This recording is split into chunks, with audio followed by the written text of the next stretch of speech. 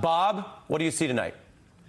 I think that it will be huge. I think, as I remember in '92, we once hit 80 million. And I'm thinking it might do that as you projected. I think that both candidates have a lot at stake because they each have very different goals. Mm-hmm. And I think this will be the only debate. So there's a lot at stake. Jen. No question.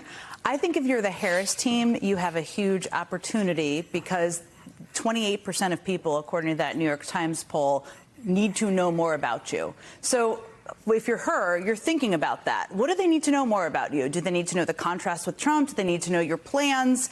That's on her mind in this debate. I also think for her, she wants to get under Trump's skin. There's been reporting on that for sure. But also to do it in the right way. I mean, a huge win for her would be a big abortion moment, right? Where she pushes him on abortion. Because what's changed since 1992, and even more recently than that, is that these debates live on. They use them in clips for social media. They want the follow-up earned media coverage after. So they think a lot about what these moments are going to be. But for Harris, I think the biggest challenge is she's a preparer. We love that. We applaud people who do their homework. But at a certain point, you just have to kind of put the note cards and the binders away and be in the moment. You want to see her less scripted? Yes, because as you just did in your intro, which is so true, I mean, Trump is a circus performer. I mean, you didn't say that. Those are my words.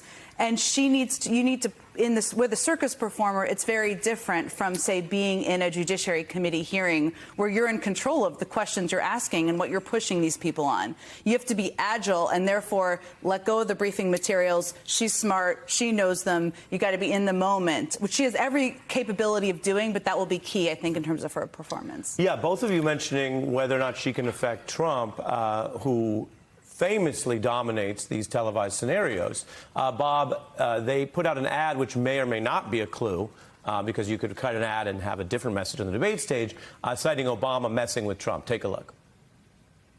Here's a 78-year-old billionaire who has not stopped whining about his problems. Oh, she had a big crowd. Oh, the crowd. This weird obsession with crowd sizes. It just goes on and on and on. Bob, what do you think of that strategy, whether we see it on the stage from Harris directly, to try to get something back out of Trump? Well, I think that's a brilliant ad that'll go down in history with the daisy chain and all those things. I think Harris has to do four things. Number one, I think she has to continue the process of introducing herself to the American people. As was said, the poll shows 28% don't know enough or don't know much of anything. So this is an opportunity, but also a challenge. I think, second, she has to avoid taking the bait. There's going to be a lot of bait, and you don't want to take any of the bait. You've got to use the kiss-offs, the pivots, such as she used in some of the interviews. Same old playbook. Next question. Who does that? And I think you've got to get away from his circus, good word, and try to do your own thing, show your own capabilities. Third, I think she has to defend the best of the Biden record, and there's a lot there, a lot of good things. But she also has to do what Hubert Humphrey never did, and you guys are too young to remember Hubert Humphrey. Never separated himself just that bit from LBJ, the same way she has to separate herself a little bit from Joe Biden to show who she is and what she's for that's different than the last 4 years, because there are people who haven't liked the last 4 years. And finally, you know how they keep track of, in a football game, how many minutes each side has the ball? Every minute she's talking about the future, great. Every minute she's mired in the past, it's a loss. Just like a football game, offense, defense. That's such an interesting point that we'll take to Psaki. You mentioned Humphrey, which is interesting to LBJ because President Biden exited after winning the nomination late in the cycle. The last president to come anywhere close to that was LBJ.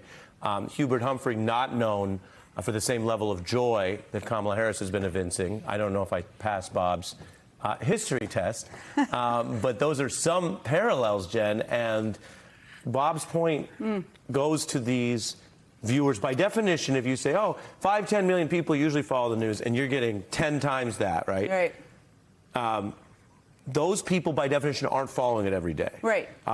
I heard from an Obama veteran today, like you, who was saying everybody knows that gas is still more expensive than before. And they know that she's tied to Biden.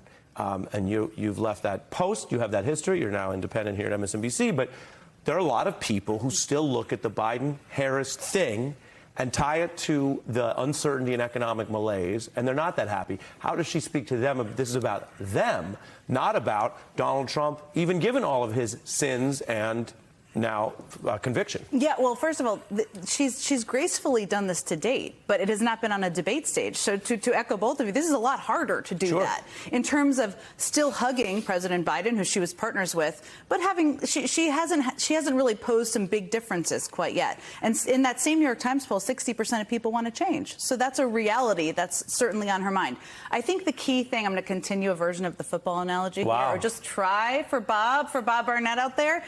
She should get points, I don't know, touchdowns, whatever, every time she makes it about the people sitting at home. I mean, the thing about that first debate, it was like a conversation between the two of them. It was not really about the people sitting at home. And ultimately, when she's at her best, when Joe Biden is at his best, they're talking about how they will fight for the people at home and how Donald Trump is fighting for himself. She can turn the messaging on almost any topic to that. And I think on the economy question, just to come back to that, that's how she does it. I am a person who wants to continue the work, to build on it, and I will be fighting for you. He's going to fight for himself. That's ultimate. That was the message in 2012, by the way, when Barack Obama won re-election and the economy was not fully recovered. That's a good message, and I think a good framing one for her as she goes into this debate. Yeah, and Bob, you know it's a big night in America when we turn to football instead of lyrics, okay? We're going as main. I mean, I may have butchered that, but I tried to continue. We're a field goal, a touchdown, yes, whatever conversions, it may be. 2 points. Exactly. We're going full mainstream. I'm over on time, they're telling me, Bob, but before I lose you, you, of course, worked famously for all of these Democrats. What grade do you give Donald Trump overall as an effective debater, if you're really being honest? I'm not talking about fair, likable. What grade? Because he has, in the Republican primary debates as well, been pretty effective. Well, I would say this. What he did in the Biden debate was come in with 10 ready answers on 10 topics that you knew were going to come up. Sure. And no matter what the question was, he answered the topic, not the question, which takes me back to the role of the moderators, which you discussed earlier. And takes me back to moderating you, giving a topic answer instead of a grade answer. Are you going to give a grade? A grade? Lawyer to lawyer. Well, are you going to answer the question? I don't think he's a good debater. You don't? I think he's a good talker. I think he's a good equivocator. Performer. I think he's got a lot of word salad, but I don't think he's an effective person at doing it. I take it one step further. Every time she talks not about you at home, but a specific person. We used to use examples. Somebody you met in New Hampshire, somebody you met in Iowa, whatever. That's really powerful. So the grade is? For him, C-. Jen? Ooh. I mean, I'll give him a C just for performance, and that's part of what debates are, and that's an important thing to remember. The moments we remember, right, do they handshake? Is there leering? What is the facial expressions? And that will certainly be a part of this. Yeah, he's a proven liar. He's a convicted felon in New York with the sentencing coming later. He's on trial for stealing an election. We cover all of that. Yeah. Efficacy on the debate stage, I give him a range of B- to B+. He's also being graded on a curve. I'm not grading him on a curve. I'm talking about being effective, and you saw that, and then I'll let you have the last word. And we're over on time, but there we are. Ari, can I quarrel with you on one thing? Well, wait, I'm going to go to Jen and then you. Gosh, I feel like one of the debate moderators. Love it. Everybody's Bob, here we are. No, but here's what I'm going to say. Even last time, Jan 6, he had a terrible hand to play, and he should be pressed on that, and we've reported on that.